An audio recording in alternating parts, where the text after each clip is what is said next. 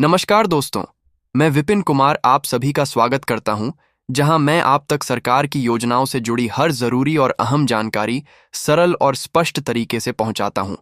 अगर आप पहली बार हमारे चैनल पर आए हैं, तो चैनल को सब्सक्राइब जरूर करें ताकि आपको ऐसी ही महत्वपूर्ण जानकारी समय समय पर मिलती रहे। दोस्तों, आज का यह वीडियो आप सभी के लिए बहुत ही महत्वपूर्ण होने वाला है, क्योंकि हम बात करने वाले हैं प्रधानमंत्री आवास योजना के बारे में, जो गरीब और जरूरतमंद लोगों के लिए एक बहुत ही बड़ी राहत और सपना पूरा करने वाली योजना है। इस योजना का उद्देश्य है हर उस परिवार को पक्का घर देना जिसके पास रहने के लिए सुरक्षित और मजबूत मकान नहीं है।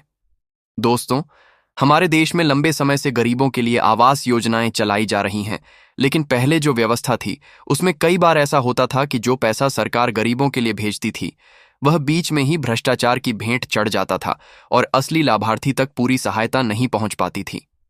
लेकिन अब समय बदल चुका है, व्यवस्था बदल चुकी है और प्रधानमंत्री आवास योजना के तहत सरकार ने पूरी प्रक्रिया को पारदर्शी और डिजिटल बना दिया है ताकि हर लाभार्थी को उसका पूरा हक मिल सके। अब पैसा सीधे लाभार्थी के बैंक खाते में ट्रांसफर किया जाता है, जिससे बीच में किसी भी प्रकार की गड़बड़ी की संभावना बहुत कम हो जाती है। सबसे बड़ी बात यह है कि अब लाभार्थी खुद तय करता है कि उसका घर कैसा बनेगा।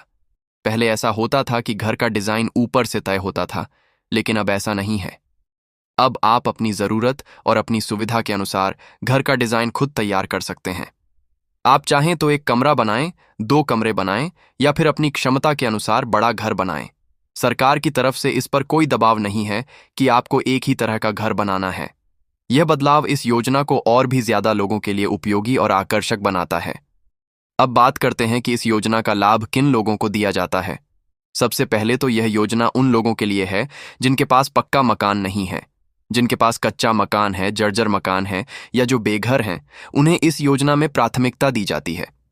इसके अलावा जिनका नाम सरकारी सूची में शामिल है और जो गरीबी रेखा के नीचे आते हैं, यानी बीपीएल श्रेणी में आते हैं, वे इस योजना के लिए पात्र होते हैं। जिन परिवारों में कोई भी सदस्य सरकारी नौकरी में नहीं है, उन्हें भी इस योजना में शामिल किया जाता है। सरकार विशेष रूप से उन लोगों को प्राथमिकता दे रही है जो अनुसूचित जाति और जनजाति से आते हैं, जो विधवा महिलाएं हैं, जो दिव्यांग हैं या जो भूमिहीन मजदूर हैं। इन सभी वर्गों को इस योजना में आगे रखा गया है ताकि उन्हें जल्द से जल्द पक्का घर मिल सके।